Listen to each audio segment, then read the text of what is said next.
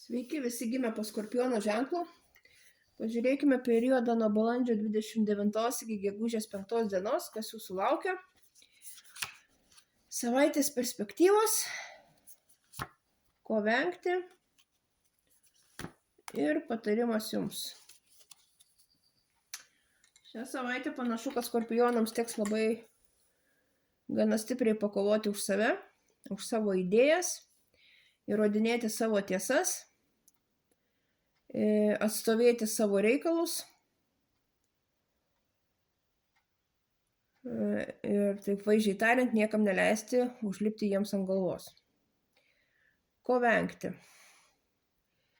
Venkite manipulacijų, venkite apgavysčių, kažkokiu noro kažkam ką nors padaryti nelabai galbūt gero, apgauti. Neužsiimkit šiuo laikotarpiu tokiais dalykais, nes ir tiesiog sekanti korta jums apie tą patį šneka, kaip patarimo korta, tai yra teisingumas,